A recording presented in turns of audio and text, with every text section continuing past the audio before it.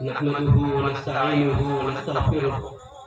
ونؤمن به ونتوكل عليه ونعوذ بالله من شرور أنفسنا وسيئات أعمالنا من يهد الله فهو المهتد ومن يضلل فلن تجد له وليا مرشدا وأشهد أن لا إله إلا الله وحده لا شريك له وأشهد أن سيدنا ومولانا محمدا عبده ورسوله أما بعد فأعوذ بالله من الشيطان الرجيم بسم الله الرحمن الرحيم الرحمن علم القرآن خلق الإنسان صدق الله العظيم. بزرگان محترم، سب سے پہلے میں بہت معذرت خواہ ہوں اس ادارے کے رئیس الجامعہ جناب الحاج قاری علی امام صاحب اور دیگر ذمہ داران سے کہ آنے میں مجھے تاخیر ہوئی اور ایک دوسری جگہ مجھے جانا بہت ضروری ہے. میری خواہش تو یہ تھی کہ کچھ دیر یہاں میں رکتا، لیکن کیونکہ ایسا ممکن نہیں ہو پا رہا اس کے مجبوراً مجھے بیچ میں ہی جانا پڑے گا. بزرگوں، میں اس ادارے کے بانی کو اس بات پر دلی مبارکباد پیش کرتا ہوں کہ اس گاؤں دیہات میں اتنی مختصر مدت کے اندر انہوں نے الحمدللہ ایک ایسے ادارے کی بنیاد رکھی جو الحمدللہ اس تیز گامی کے ساتھ آگے بڑھ رہا ہے، جس سے بہت سے ادارے قاصر ہیں. یہ اس ادارے کے لیے نیک فالی ہے اور یہ سب کچھ یقیناً آپ حضرات کے تعاون کے ذریعے ہی ممکن ہو سکا ہے. آپ حضرات سے یہ گزارش ہے کہ آپ حضرات اپنا تعلق اس ادارے سے مضبوط رکھیں. بزرگوں، اسلام نے تعلیم کو مرد و عورت دونوں پر یکساں طور پر لازم اور ضروری قرار دیا ہے، بلکہ اگر دیکھا جائے تو عورتوں کی تعلیم پر اسلام نے خصوصی توجہ دی، اس لیے کہ مرد پڑھتا ہے تو فرد پڑھتا ہے اور عورتیں پڑھتی ہیں تو نسل پڑھتی ہے. آپ جانتے ہیں کہ ماں کی گود اولاد کے لیے پہلا مکتب اور پہلا مدرسہ ہوا کرتا ہے اور ماں اپنے بچوں کی پہلی معلمہ ہوتی ہے. بچہ ماں کے گود میں صرف ماں کا دودھ نہیں پیتا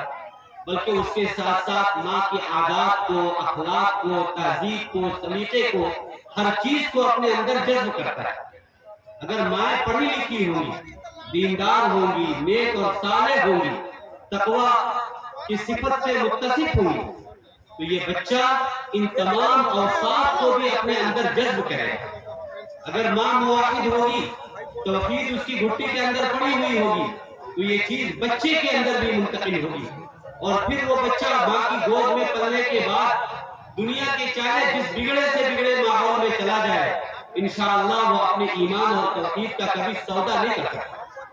وہ اپنے اس ماحول کو کبھی چھوڑ نہیں سکتا جو ماں کی گود میں اسے حاصل ہوا ہے.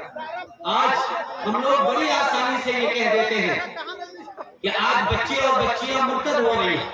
یقیناً یہ بات اپنی جگہ پر صحیح ہے، لیکن میں سمجھتا ہوں کہ اگر واقعاتاً اس بات پر ہم روک لگانا چاہتے ہیں اور چاہتے ہیں کہ یہ ارتداد کا سلسلہ بند ہو تو بزرگوں، میرے علم کے مطابق اس سے زیادہ مؤثر کوئی طریقہ نہیں ہو سکتا ہے کہ جن گودوں میں یہ بچے پل رہے ہیں ان گود کو دینی بنا دیا جائے، اس لیے کہ وہاں بچپن میں بچوں کے ذہن و دماغ میں جو چیز بیٹھا دی جاتی ہے وہ نقش الحجر ہو جاتا ہے، وہ پتھر کی لکیر بن جاتی ہے، اس کو کسی طرح سے بھی مٹایا نہیں جا سکتا. آج مائیں چونکہ تعلیم یافتہ نہیں ہے، وہ بچوں کو چونکہ دین نہیں سکھا پاتی. آج ہماری ماں بہنوں کا حال یہ ہے کہ بچہ دودھ پی رہا ہے اور ماں ہاتھ میں موبائل لے کر سیریل دیکھ رہی ہے، دوسرے طرح طرح کے تماشے اور خرافات اس کی زندگی کے اندر ہے. خود پردے کا اہتمام اس کی زندگی کے اندر نہیں ہے، محرم غیر محرم کی تمیز اس کے اندر نہیں ہے. تو ظاہر سی بات ہے بچے کے اندر یہ ساری چیزیں کہاں سے آئیں؟ بچے کے اندر یہ چیز اسی وقت آ سکتی ہے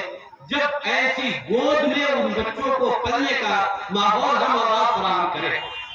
آج ہم بڑی خوشی سے اپنے بڑے بڑے اکابر اور بزرگان دین کا نام لیتے ہیں اور ان کے کارناموں پر فخر کرتے ہیں، لیکن میں پوری ذمہ داری کے ساتھ یہ بات عرض کر دوں کہ پورے ملک میں ہی نہیں بلکہ پورے عالم کو آپ دیکھ لیں، کوئی ایک کامیاب شخصیت آپ ایسی نہیں بتا سکتے جس کی تربیت میں کسی عورت کا کردار نہ رہا۔ امت کو ابو حنیفہ، امام شافعی، امام مالک، امام بخاری اور دوسرے فلاں اور فلاں، عمر بن عبدالعزیز یوں ہی نہیں مل جاتے، بلکہ یہ سب ان کی ماں کی تربیت کا نتیجہ ہوتا ہے۔ ہم ان بزرگان دین کو تو پڑھتے اور جانتے ہیں، لیکن ان کی ماں کے بارے میں بہت کم جانتے ہیں کہ ان کی مائیں کیسی تھی، کس طرح سے ان کی تربیت کی گئی تھی، جس کی بنیاد پر ان کی گود میں پلنے والے بچے اس مقام تک پہنچے تھے۔ بزرگوں، ماں کی گود کو اگر درست کر دیا جائے اور ان کو تعلیم کے زیور سے آراستہ کر دیا جائے تو انشاءاللہ ان کے گود میں پلنے والے بچے بھی اسی طرح کے ہوں گے اور وہی اوصاف و صفات اپنے اندر لے کر وہ بڑے ہوں گے اور جوان ہوں گے، اور جس ماحول میں جائیں انشاءاللہ وہ مؤثر بنیں گے، متاثر نہیں ہوں گے۔ اس لیے الحمدللہ اس ادارے کے ذریعے اسی بات کی کوشش کی جا رہی ہے کہ بچیوں کو ایسی تعلیم اور تربیت دی جائے، دینی ماحول میں رہ کر ان کو دینی اور عصری تعلیم سے اس طرح آراستہ کر دیا جائے، دونوں کا ایسا سنگم بنا دیا جائے کہ جب یہ بڑی ہو کر ماں بنے تو ان کے گود میں پلنے والے بچے امت کے لیے داعی بنے، مبلغ بنے، رہبر بنے اور امت کے تقاضوں کو پورا کرنے والے بنے۔ ہمیں امید ہے کہ انشاءاللہ یہ ادارہ ایک نہ ایک دن اس مقصد میں ضرور کامیاب ہوگا، جس طرح تیزی کے ساتھ یہ آگے بڑھ رہا ہے انشاءاللہ اس سے اسی چیز کی امید کی جا سکتی ہے۔ اللہ سے دعا ہے کہ اللہ تعالیٰ اس ادارے کو خوب ترقیات سے نوازے اور اس کے معاونین کو، ملازمین کو اور ذمہ داران کو اپنے شایع نشان بدلہ عطا فرمائے۔ وآخر دعوانا ان الحمدللہ